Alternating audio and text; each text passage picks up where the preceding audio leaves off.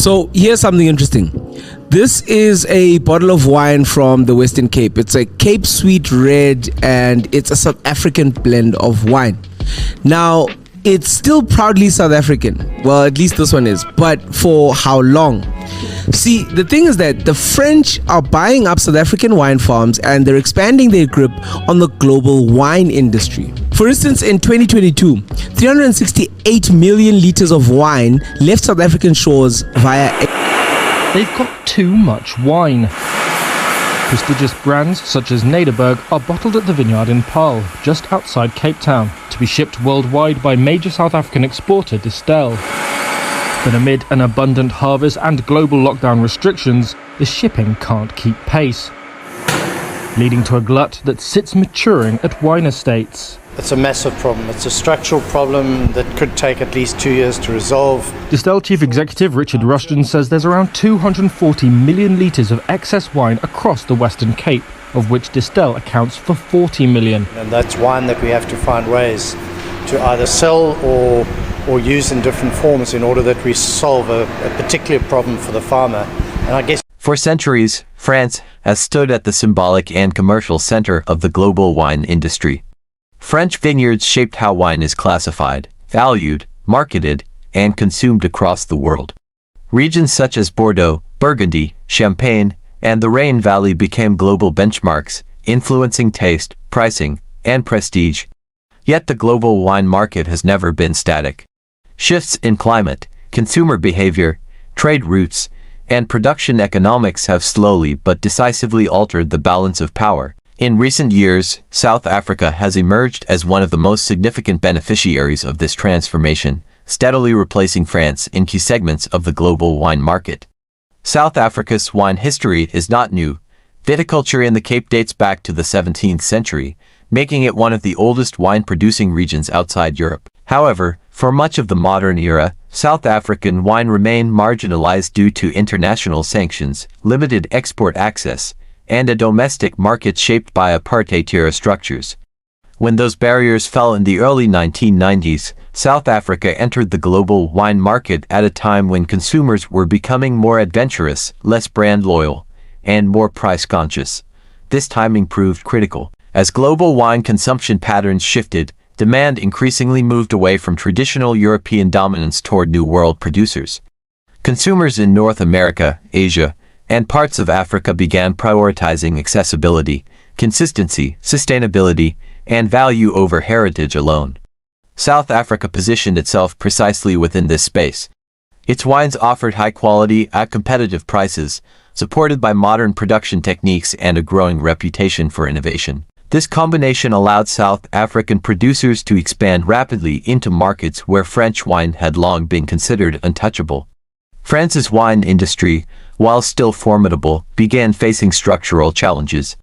Production costs rose due to labor regulations, land prices, and environmental compliance. Climate change introduced unpredictable weather patterns, including heatwaves, droughts, and frost, which disrupted harvest cycles and reduced yields in several key regions. At the same time, domestic wine consumption in France declined as younger generations shifted toward beer, spirits, or non-alcoholic alternatives. These pressures forced French producers to rely more heavily on exports to maintain profitability. South Africa, by contrast, benefited from a different cost structure. Land and labor costs remained lower, allowing producers to price competitively without sacrificing margins. The country also invested heavily in export-oriented production, tailoring wines to international tastes rather than adhering strictly to traditional classifications. Clear labeling, approachable flavor profiles, and consistency across vintages made South African wines especially attractive to large retailers and supermarket chains, which increasingly dominate wine sales globally. Trade dynamics further accelerated the shift. South Africa secured favorable trade agreements with key markets, including the United Kingdom and parts of the European Union, enabling tariff advantages and smoother market access.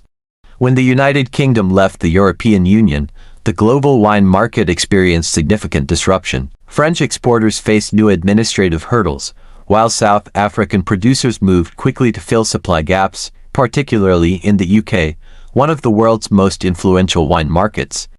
Shelf space that once belonged to French producers increasingly featured South African labels. Logistics and scalability played an equally important role.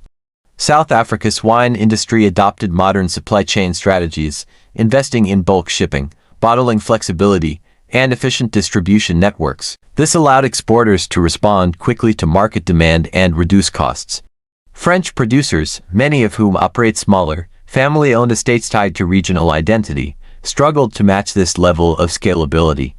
While this artisanal structure supports prestige, it limits responsiveness in a mass market environment increasingly driven by volume and speed. Sustainability became another decisive factor. Global consumers, particularly in Europe and North America, began demanding transparency around environmental and labor practices. South Africa invested in internationally recognized sustainability certifications, including programs focused on biodiversity, water use, and fair labor standards. These certifications resonated with retailers and consumers seeking ethically produced wine. While France also pursued sustainability initiatives, South Africa's ability to integrate these practices across large-scale operations gave it a competitive edge in export markets. The impact on France's wine industry became increasingly visible. Export volume stagnated or declined in several markets where South Africa gained ground. French producers faced surplus stock, falling prices for bulk wine, and pressure to uproot vines in less competitive regions. Protests by French winegrowers highlighted economic stress, as producers called for government intervention to stabilize the sector. These developments underscored how deeply global competition had reshaped an industry once considered immune to displacement. South Africa's rise did not come without challenges. Despite export success, many South African wine workers continued to face economic hardship, low wages, and vulnerability to market fluctuations. The industry's reliance on exports made it sensitive to currency volatility and global economic downturns. Nonetheless, the overall trajectory remained upward, with South Africa strengthening its position as a reliable, high-quality supplier in the global wine ecosystem. Consumer perception also evolved. South African wines shed outdated stereotypes and gained recognition at international competitions, where they earned awards traditionally dominated by European producers. Wine critics and sommeliers increasingly highlighted South Africa as a source of premium wines capable of competing with established French appellations. This recognition helped elevate brand value and further erode France's dominance in certain price and quality segments. The shift in the global wine market reflects broader changes in global trade. Traditional centers of production no longer hold automatic advantage. Competitiveness now depends on adaptability, cost efficiency, sustainability, and alignment with consumer preferences. South Africa's success demonstrates how emerging producers can leverage these factors to challenge historic leaders. France's experience illustrates the risks of relying on legacy prestige in a rapidly changing market.